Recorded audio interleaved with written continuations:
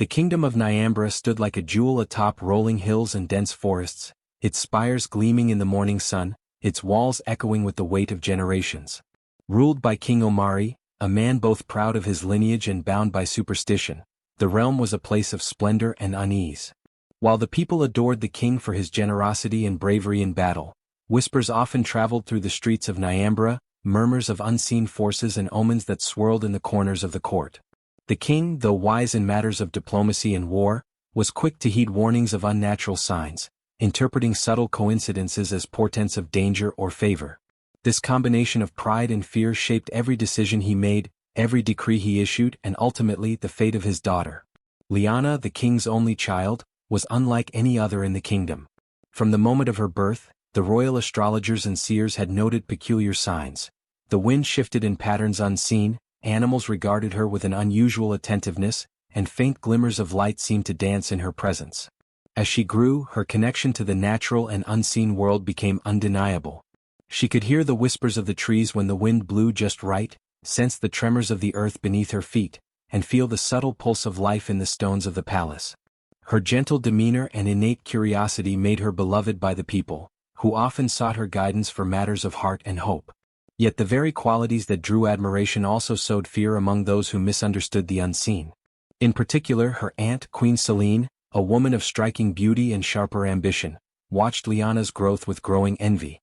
Selene's influence in the court had always been considerable, but the princess's natural charisma and subtle powers threatened her carefully constructed dominance.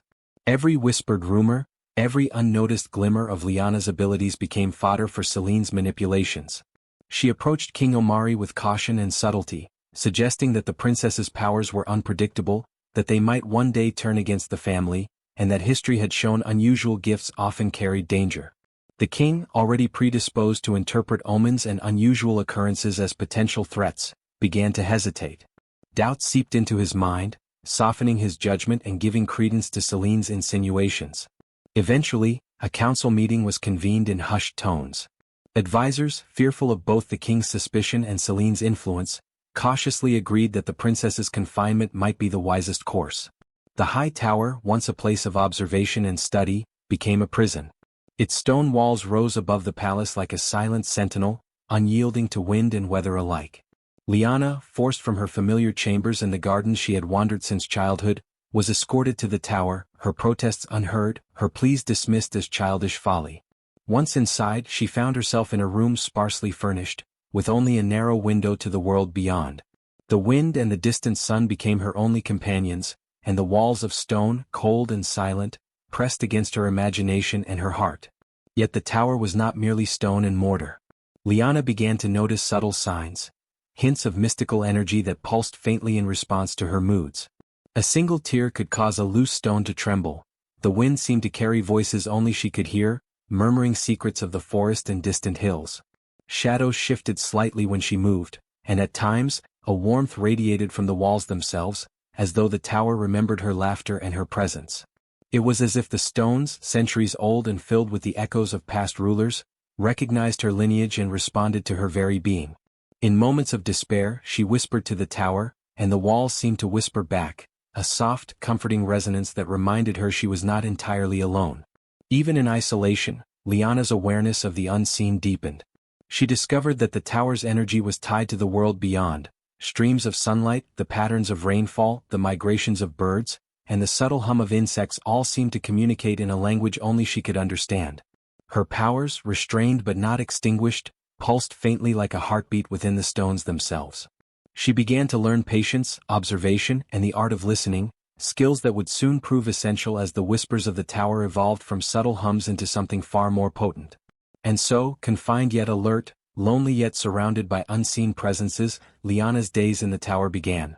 A chapter of isolation that would test her spirit, awaken her latent powers, and prepare her for the extraordinary destiny that awaited when the bells of Nyambra would one day ring. Days in the tower stretched into weeks, and weeks into months, each passing with a weight that pressed upon Leone's chest like the stone walls surrounding her. Loneliness became a constant companion, a silent echo that grew louder with each hour she spent gazing through the narrow window at the world beyond.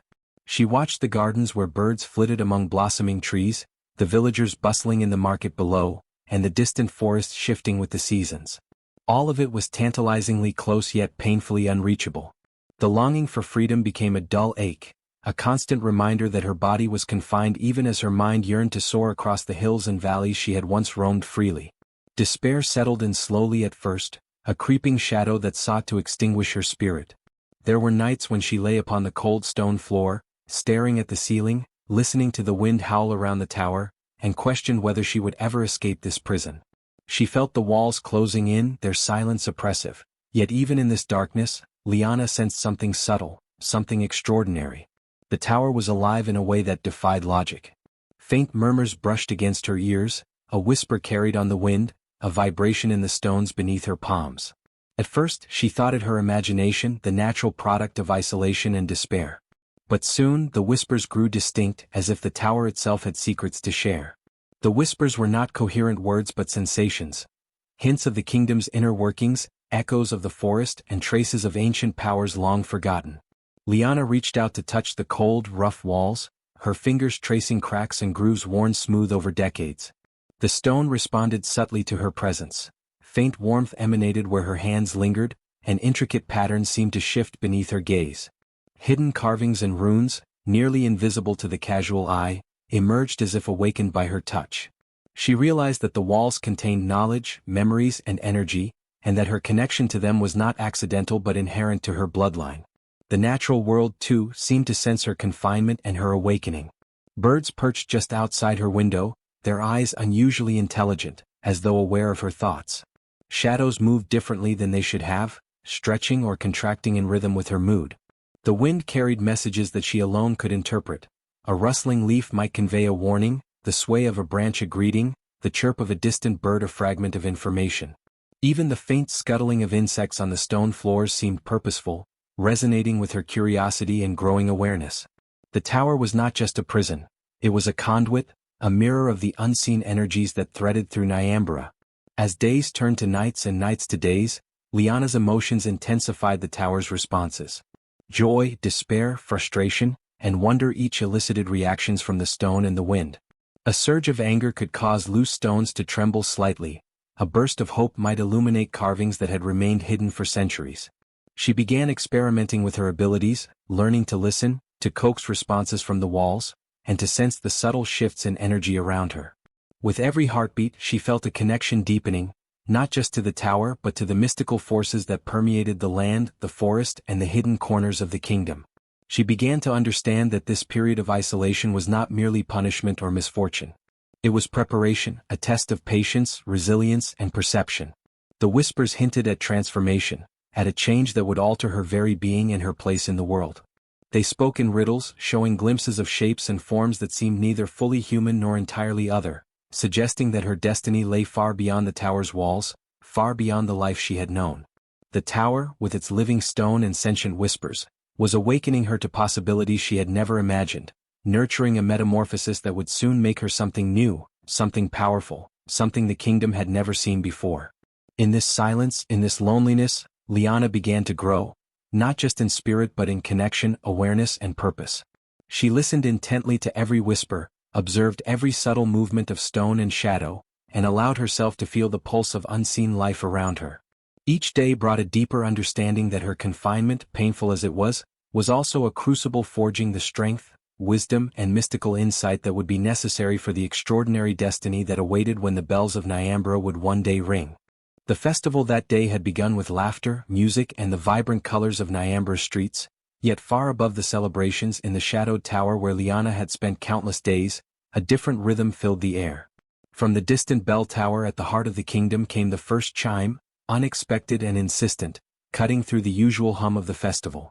It reverberated across rooftops, over gardens, and through stone streets, reaching the tower where Leone had long been isolated. At first it was just a sound, a distant echo, yet it carried a weight and resonance that penetrated the very walls around her. The first strike of the bell was like a pulse, vibrating through her chest, her bones, even the stones beneath her feet. Leone felt her heartbeat quicken, not from fear but from recognition, as if something long dormant deep within her had been stirred awake. The sound traveled through her in waves, gentle at first, then insistent, unrelenting, as though calling her attention to the power that had lain hidden all these years. She pressed a hand to her chest, and the vibration seemed to respond to her touch, weaving through her nerves and awakening sensations she had never experienced before. With the second chime, subtle changes began to ripple through her body. Muscles that had weakened from months of confinement grew taut and responsive. Her vision sharpened. She could see the tiniest dust particles floating in the air, the glimmer of light on distant leaves, even the faintest movement of insects along the stone walls. Sounds became distinct, layered, and meaningful. The whisper of the wind through the tower's cracks, the distant murmur of the festival crowds, the soft rustle of leaves in the forest below. Her senses expanded beyond human limitation, embracing the tower, the courtyard, and the kingdom beyond. Each additional chime intensified the effect. Her mind began to shift and stretch, absorbing visions like a sponge soaked in light. She saw flashes of the past, rulers who had ascended to the throne in glory or fallen in betrayal, spirits wandering the palace halls, and ancient knowledge hidden in forgotten tomes and carvings. Symbols and signs danced before her eyes, incomprehensible yet strangely familiar, as if her mind recognized patterns that her conscious self could not yet decipher. She understood, with a clarity that startled her, that the bells were more than instruments of sound. They were keys, unlocking a heritage of mystical power encoded in her bloodline for generations. The tower itself responded to the bells. Stones vibrated, walls shimmered faintly, and the hidden carvings she had once traced with her fingers began to glow with an ethereal light. Shadows stretched and contracted in response to the resonance, forming shapes that hinted at guardians, spirits, and ancient beings long dormant. Leone felt a connection to the land itself, a network of energies that pulsed through the earth, the trees, and even the stones around her. The sound of the bells was the catalyst, bridging the gap between her human form and the dormant power that had always been a part of her. As the final chime echoed across the kingdom, her transformation deepened. She could feel her thoughts expanding, connecting to unseen threads of knowledge, sensing the emotions of those far beyond the tower, and intuitively understanding secrets hidden from the eyes of ordinary men. It was overwhelming yet exhilarating. Leone realized that the bells had awakened not only her senses but her awareness of the kingdom's history, its hidden truths, and the responsibilities she would one day bear. The mystical heritage of her bloodline, long dormant under the weight of fear and superstition, was now alive within her. For the first time, Leone understood that the tower was not merely a prison. It had been a crucible, a place where her powers were shielded from harm and allowed to grow in preparation for the moment of awakening. The bells, resonating through stone and air, had served as the key to that preparation, unlocking her latent abilities and signaling the beginning of a transformation that would change not just her body and mind, but the destiny of the entire kingdom. She stood tall within the tower, her senses alive, her mind expanding, and her heart steady with newfound purpose. In that moment, as the echoes of the final chime faded, Leone became acutely aware that she was no longer entirely the same girl who had first been confined to this tower. Something profound had shifted, something that set her apart from ordinary humans. She was aware of the power within her, the responsibilities it carried, and the path that lay ahead, a path that would soon lead her from the tower into the heart of the kingdom, where her transformation and destiny would be fully revealed when the time of reckoning arrived. The days following the ringing of the bells were unlike any Leone had known. Her body no longer felt entirely human. There was a lightness to her movement, a strength that defied her previous confinement, and an energy that seemed to hum beneath her skin. Muscles and senses heightened, and her mind began to perceive patterns and truths invisible to ordinary eyes. She could see the subtle currents of life flowing through the trees, the glint of energy surrounding animals in the forest, and the hidden intentions of those who approached her presence. Every heartbeat resonated with the pulse of the land, and she realized with awe that her transformation was accelerating beyond mere physical change. It was a merging of the human and the otherworldly, a bridge between realms. With each passing day her abilities expanded. She discovered she could influence the growth of plants, bending vines to her will, calling forth flowers where none had grown, and urging roots to shift beneath the soil as if responding to her thoughts. The wind carried messages to her, whispering news from distant forests and hills. Birds alighted on her shoulders and arms, communicating through gestures and calls, revealing hidden dangers or signaling paths through the wild. Even shadows seemed to possess a will of their own, twisting and stretching in sync with her emotions, sometimes forming shapes that suggested guardians or ancient spirits. Leone realized that the boundaries separating the human world from the mystical were thinning, and she could traverse them at will. Her emotions became more potent, no longer contained within the fragile limits of human perception. Joy could coax sunlight to shimmer along stone and leaf. Sorrow could make the shadows heavy and contemplative. Anger or fear rippled through the land, causing tremors in the earth and stirring unease among creatures that sensed her unrest. Yet, alongside this amplification, a sense of balance began to emerge. She understood that her powers were tied not only to her intentions but to the equilibrium of the world around her. To wield them recklessly would cause chaos. To wield them wisely would restore harmony. Leone's connection to the unseen deepened. She began hearing voices not bound to wind or stone, voices of spirits, guardians, and ancient beings who had once protected the forests and rivers of Nyambra. They spoke in riddles and patterns, guiding her understanding of her new existence and instructing her in ways to navigate the realms both visible and hidden. She sensed the presence of other entities, watchful, curious, sometimes wary, and learned to communicate without words, sharing intention, emotion, and thought. It became clear that her transformation was not merely for her own survival but to serve a purpose far greater than herself. She was now a mediator between worlds, a force capable of restoring the balance disrupted by jealousy, confinement, and fear. A purpose began to crystallize within her. Memories of her imprisonment, the cold walls, and the isolation she had endured fueled a quiet but relentless determination. She understood that the kingdom, for all its beauty and splendor, had been corrupted by fear and suspicion, and that those who had sought to confine her had upset the harmony of both human and mystical realms. The powers she now wielded were not a curse or an accident. They were a responsibility, a legacy that demanded she confront the forces that had wronged her. Her form, part human and part otherworldly, reflected this duality.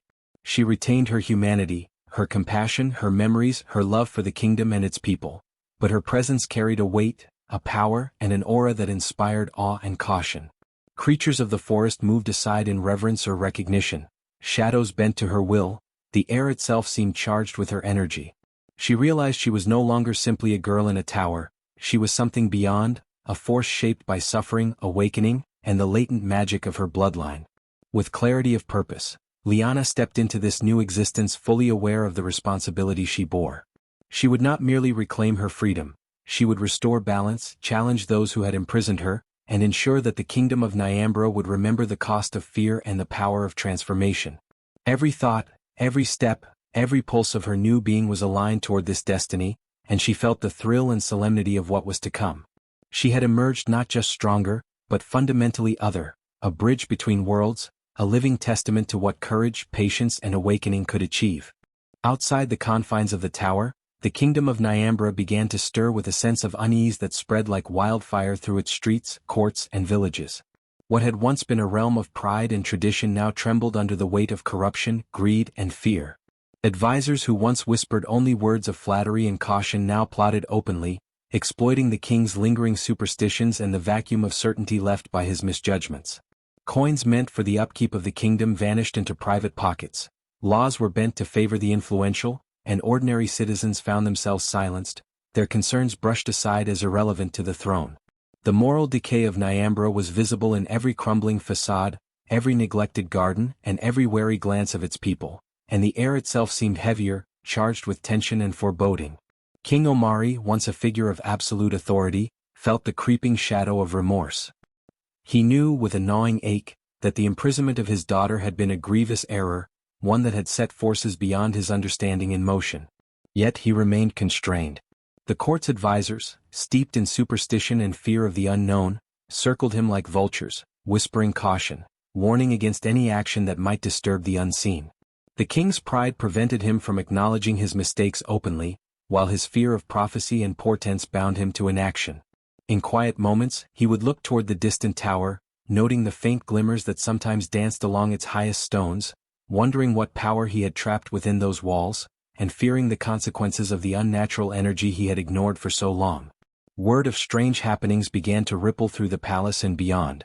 Servants whispered of unexplainable sounds echoing from the tower, vibrations felt through stone floors, and flickering lights seen from windows that should have remained dark.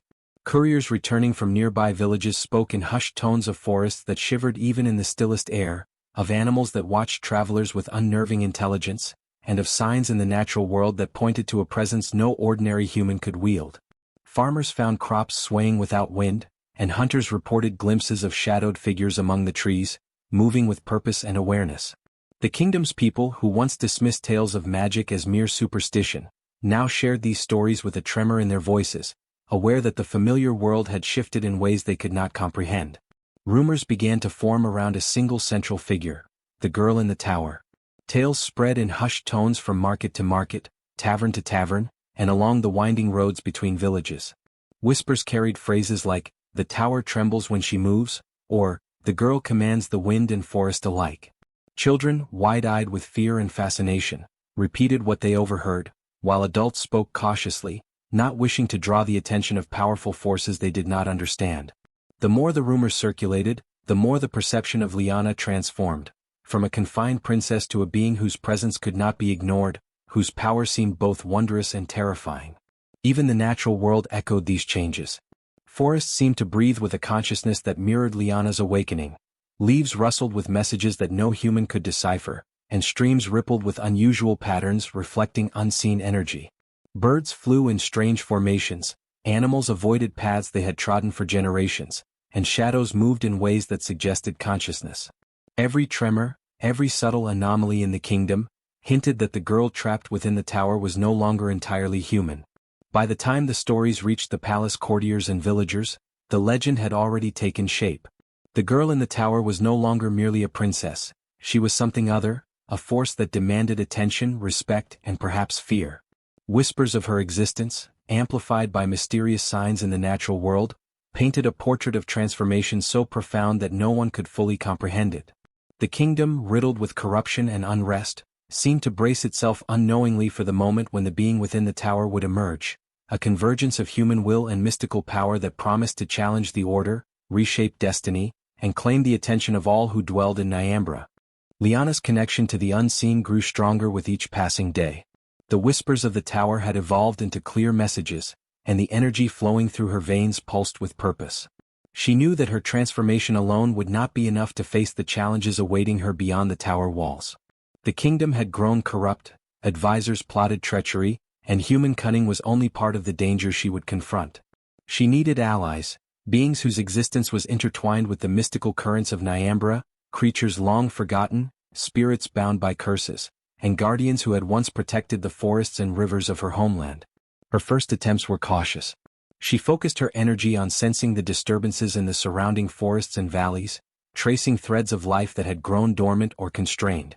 Shadows shifted at her command, revealing hidden groves where creatures slept under ancient spells. A fox with silver fur, chained in spectral bonds, emerged trembling but alive, its eyes reflecting intelligence far beyond that of ordinary animals. She freed it with a gentle touch, whispering words she had learned from the runes within the tower, words that resonated with the deep magic of the land. The fox became her sentinel, darting through the trees, alerting her to unseen threats, and acting as her first link to the hidden networks of the mystical realm. Encouraged, Leone ventured further into the mystical web surrounding her tower.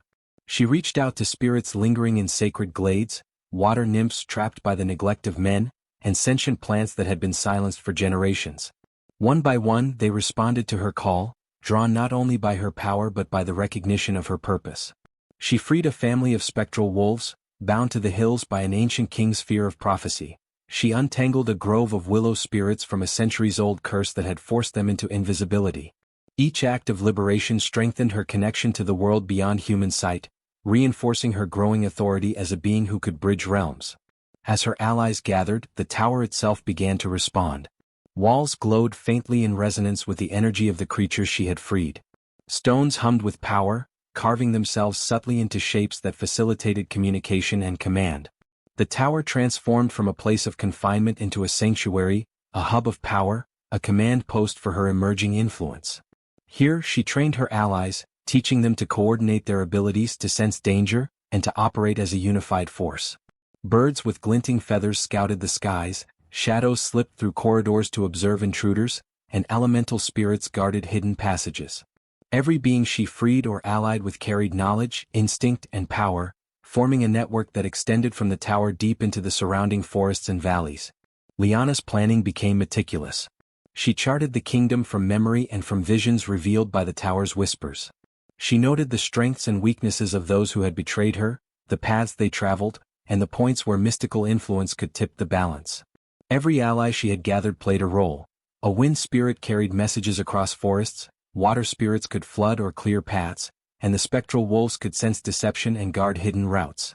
The tower, once a prison, had become a living map, pulsating with the rhythm of life, energy, and strategy. Beyond the tactical advantages, Leone felt a moral imperative guiding her. The creatures she freed had suffered under human fear, neglect, or malice, just as she had suffered in confinement. By gathering them, she was not only building strength but restoring balance. Her forces, though mystical, were an extension of justice, a representation of the unbroken connection between life, spirit, and the natural world. Her purpose crystallized clearly: she would reclaim her place, confront the treachery that had imprisoned her, and restore harmony between human and mystical realms. The kingdom's corruption would be met not with blind fury but with the precision of someone who understood both human cunning and the whispers of unseen forces. Leone, now no longer just a girl in a tower but a leader of creatures, spirits, and elemental allies, prepared for the confrontation that would change the fate of Nyambra forever. The tower pulsed with life, the forest hummed with anticipation, and her allies, bound by loyalty, gratitude, and the recognition of destiny, awaited her command. The stage was set, and Leone knew that the moment of reckoning was drawing near. Every creature she had freed, every spirit she had befriended, and every shadow that whispered in her presence would play a part in the restoration of balance, the reclamation of her birthright, and the emergence of a power that Nyambra had never before witnessed. The air around the tower grew thick with energy, a shimmering force that pulsed and radiated beyond its high walls, reaching into the forests, fields, and streets of Nyambra. The very ground beneath the kingdom trembled with the resonance of power that had long been confined within stone and shadow. Trees swayed even where there was no wind, their leaves rustling as if whispering secrets to one another. Streams rippled unnaturally, following invisible currents, and animals in the surrounding valleys froze in awe or obedience, sensing the presence of a force far beyond ordinary comprehension. Birds circled the tower in tight spirals, their cries a mixture of warning and reverence, while shadows along the forest floor shifted as though animated by unseen hands. The energy of the tower had become a living entity, spilling outward and altering everything it touched. Within the tower, Leone stood at the highest window, her eyes glowing faintly, reflecting the power now coursing through her being. The allies she had gathered, spirits, elemental creatures, spectral wolves, and freed guardians, lined the corridors and stairways, ready to move at her command. Their forms flickered between the visible and the unseen, blending with the shadows yet radiating a presence that made the stones hum in response. Leone could feel the pulse of the land aligning with her own heartbeat. Each tremor, each vibration, was a signal that her time to act had come. The tower had been her sanctuary, her crucible, and now it would become the launch point for the reckoning she had long envisioned. As she descended the tower, the walls themselves seemed to part before her, stones shifting subtly to create passages where none had existed before. Bells in the castle chimed without wind or touch, their resonance carrying across the city, signaling an event that could not be ignored. Citizens looked up from markets, streets, and courtyards in confusion and awe as vibrations traveled through the stone streets, shuddering underfoot. Windows rattled, doors shook, and even the palace walls quivered, as if the kingdom itself were aware that something unprecedented had been unleashed. From the highest battlements to the hidden alleyways below, every corner of Nyambra seemed to respond to her presence. Leone's form, now part human and part otherworldly, moved with an elegance and strength that defied ordinary perception. Light seemed to cling to her, refracting in faint arcs around her limbs and hair. Her eyes, deep and knowing, radiated authority and purpose, and the energy that surrounded her gave her an aura both fearsome and mesmerizing. Her allies followed closely, moving with synchronized precision, their combined presence creating a spectacle that blurred the boundary between the natural and the supernatural.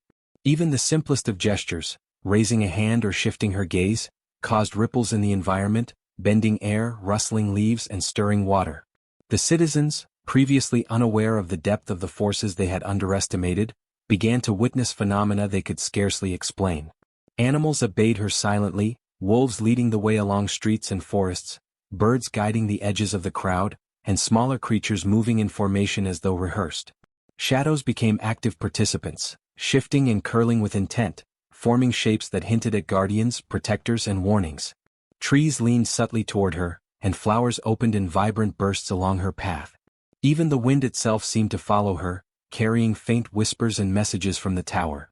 The ordinary kingdom that had confined her was now in the presence of something extraordinary, something that existed at the intersection of human ambition and mystical power. As Leone and her allies approached the castle gates, the stage was unmistakably set for confrontation. Human treachery, political maneuvering, and superstition would now collide with the force of the mystical realm she commanded. Every tremor, every movement of nature, every flicker of shadow broadcast her presence and intention.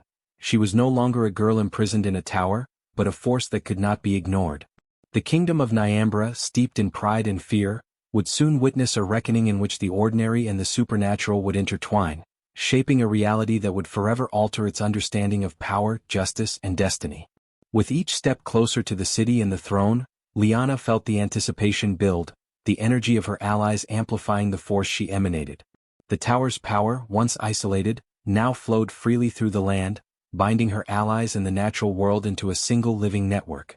The kingdom quivered in response, and every citizen, whether aware or not, became a witness to the arrival of a being who was no longer fully human, whose emergence would demand attention, respect, and ultimately transformation. The grand halls of the palace shivered as Leone entered, her presence carried by the tremors of the tower's energy that had spread into the very foundations of Nyambra. Courtiers froze mid-step, eyes wide with a mixture of fear, reverence, and disbelief. Whispers died in every corner, and even the guards found themselves rooted to the spot, unable to move against a force that defied human comprehension. The bells, still echoing from the tower and throughout the city, resonated through the halls, their chimes magnifying her powers and lending an almost divine authority to her every movement. It was as if the sound itself recognized her transformation, vibrating in harmony with her essence, amplifying her will and making resistance futile. Her father, King Omari, stood near the throne, a mixture of awe, guilt, and disbelief etched across his face. He had ruled the kingdom with pride and caution, yet had failed to see the truth of his daughter's nature, dismissing warnings, advice, and subtle signs that had pointed to her extraordinary heritage. Now before him stood Leone, part human and part otherworldly, a convergence of the mystical and the mortal, radiant with an energy that both frightened and humbled him. Her eyes met his, and he saw not only the child he had loved but the formidable force she had become, the living embodiment of what he had tried to suppress. Every pulse of her being seemed to carry judgment, yet also a measure of sorrow for the innocence lost and the years stolen by confinement. Beside the king, the jealous aunt, a woman whose ambition had twisted into cruelty and manipulation, paled as she realized that her schemes were now transparent. Leone's presence revealed the truths hidden in shadows, exposing every whispered lie, every manipulation, and every act of betrayal that had been carefully concealed behind courtly decorum. The energy in the room bent subtly toward her will. Tapestries rippled, chandeliers swayed, and the stone floors pulsed in response. The aunt tried to flee, but shadows coiled around her feet, spirits summoned by Leone's command holding her in place, a gentle yet unyielding reminder that no deceit could escape the consequences now. Leone demonstrated her powers deliberately, yet with precision. Her hand swept across the room and illusions dissolved, revealing the hidden schemes of those who had plotted against her. Guards and advisors could see her visions projected faintly in the air, acts of greed, betrayal, and cruelty laid bare for all to witness. The bell's resonance amplified each revelation, creating an almost sacred atmosphere where truth could no longer be denied. Her words carried authority, and even the most loyal courtiers could not resist the force of her will. In that moment, the balance of power shifted entirely. The kingdom, once guided by fear and secrecy, now existed under the unassailable light of truth and justice. Her father's voice trembled as he spoke, acknowledging his failures and the injustices suffered by his daughter. He saw her not only as the child he had raised but also as a being of immense power, capable of shaping both human and mystical realms. His guilt was palpable, yet he was powerless to intervene against the undeniable authority she now commanded. Leone's presence demanded acknowledgement, not only of her rights as his daughter but of the reckoning that must occur for the kingdom to survive and regain its balance. The aunt, the orchestrator of Leone's confinement and the source of years of manipulation, faced her consequences. Bound by mystical chains that reflected the power of the tower and the energy of the bells, she could neither resist nor escape. Her form shimmered with the light of judgment, and her influence over the court dissolved entirely. Whether through exile, binding, or transformation, she was neutralized, a clear warning that betrayal carried inevitable consequences in the presence of forces that transcended ordinary human authority. With the court witnessing justice enforced, Leone's eyes swept the halls, her essence commanding the respect and awe of all who had doubted or opposed her. The bell's resonance, the tremors of the tower, and the creatures she had allied with all reinforced her dominance, ensuring that her return was recognized not as mere rebellion but as the rightful reclamation of balance, authority, and destiny. In that moment, Leone was fully herself, human, otherworldly, and a force that could no longer be ignored. The kingdom of Nyambra, once tense with corruption, fear, and secrecy, began to shift under Leone's guidance. The tremors that had accompanied her emergence gradually subsided, replaced by a calm that resonated through the streets, forests, and rivers. Citizens, long accustomed to the tyranny of superstition and the manipulations of courtiers, now felt a cautious hope. Leone moved through the city with a presence that commanded respect without invoking fear, her human warmth tempered by the awe-inspiring power she now wielded. Her footsteps, though no longer bound by confinement, carried the weight of justice and the promise of transformation, and the people instinctively recognized the change that her influence brought. Reforms began immediately, with Leone addressing the decay that had spread through both governance and culture. She reinstated fair practices, restored the rights of the neglected and silenced, and ensured that knowledge and resources were accessible to all, not just the elite. Markets flourished once more under her guidance, crops thrived with her blessing, and the forests, rivers, and fields began to respond to the renewed respect humans showed for the natural order. Leone's understanding of both the mystical and human realms allowed her to weave them into harmony, bridging the gap that had been widened by fear and misunderstanding for generations. The mystical allies who had fought and protected her throughout her emergence gradually retreated to their natural domains, yet they left behind enduring influence. Spirits of water, wind, and forest remained subtly integrated into the land, their presence felt as protective currents, guiding the kingdom away from corruption and imbalance.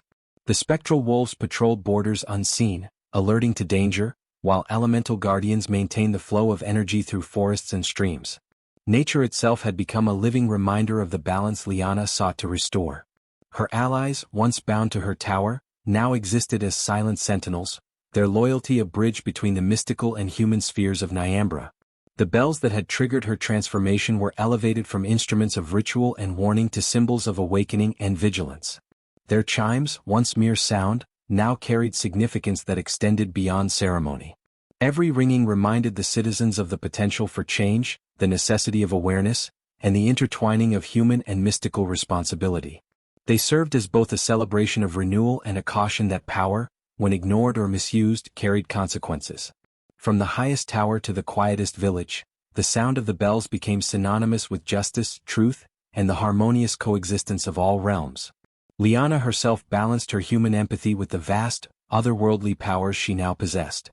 She remained deeply connected to her people, understanding their fears, hopes, and desires, while simultaneously drawing upon the mystical currents that had always flowed through the land. This duality allowed her to rule with insight, compassion, and unwavering authority. She mediated conflicts, guided decisions with clarity, and ensured that no voice was silenced or ignored, combining the precision of her mystical awareness with the subtlety of human diplomacy. Citizens could look upon their ruler and see a reflection of both their own humanity and the extraordinary potential that had always existed within the world around them.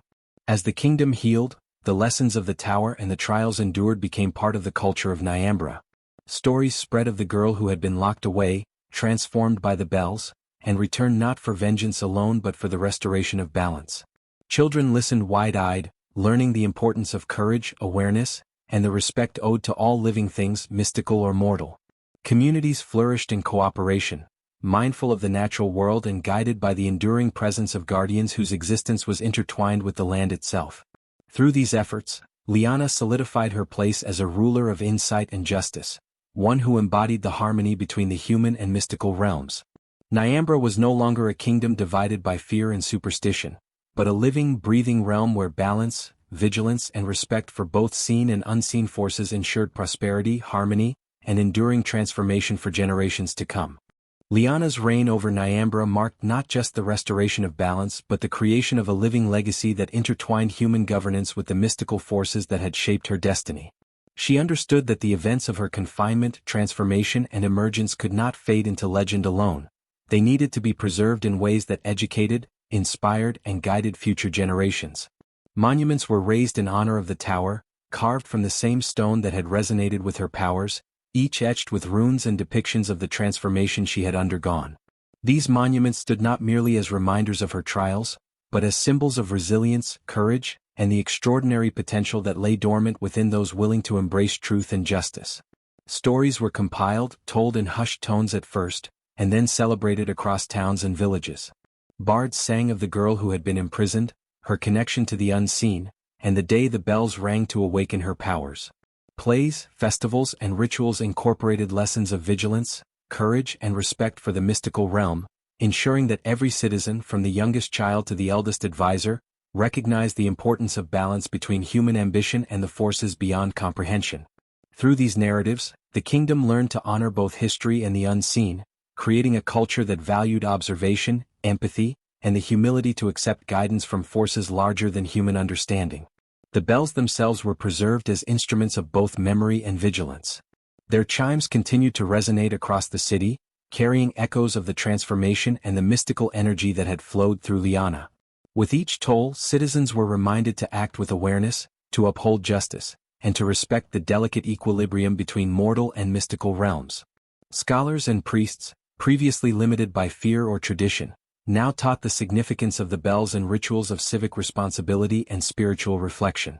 Children learned that the sound of the bells was a call to bravery, to ethical action, and to mindfulness of the unseen world that coexisted with the visible one. Under Leone's guidance, the kingdom flourished. Crops thrived, trade routes prospered, and the forests and rivers returned to health, guided subtly by the mystical allies who now acted in harmony with the human population. Leone mediated disputes with clarity, employing both her understanding of human nature and her insight into mystical currents. She established councils that represented the people, ensuring that voices previously silenced were now heard, and she maintained relationships with guardians of the land to preserve a sustainable balance between expansion and preservation. Governance and the mystical order no longer existed as separate spheres. They had been intertwined into a living, breathing system that encouraged vigilance, responsibility, and respect. Her own story became a living legend, a warning and a promise at once.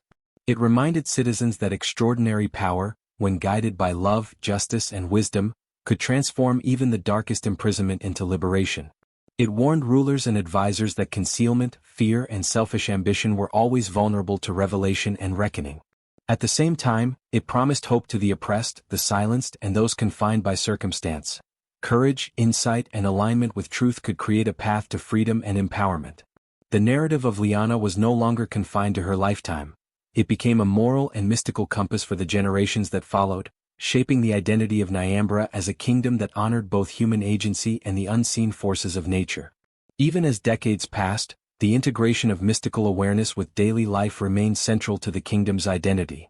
Gardens, forests, and sacred groves became sites of teaching and reflection, reminding citizens of the consequences of neglect and the rewards of harmony. Guardians and spirits, once hidden or imprisoned, continued to influence the land subtly, guiding those who acted with integrity and alerting those who sought to disrupt the balance. The bells, still ringing with the resonance of Leone's awakening, became a symbol of the continuity of vigilance, courage, and respect. Leone herself remained a bridge between worlds, fully human in her compassion, fully otherworldly in her perception, embodying the unity she had fought so hard to establish. Her reign was remembered as a time when imprisonment became empowerment, fear became understanding, and the extraordinary potential within both humans and mystical forces was recognized, honored, and harmonized. The legacy she left was clear. The balance of human and mystical vigilance and courage preserves the kingdom's true strength, ensuring that Nyambra would never again forget the lessons of its past or the power of those who rise with wisdom, love, and unyielding purpose.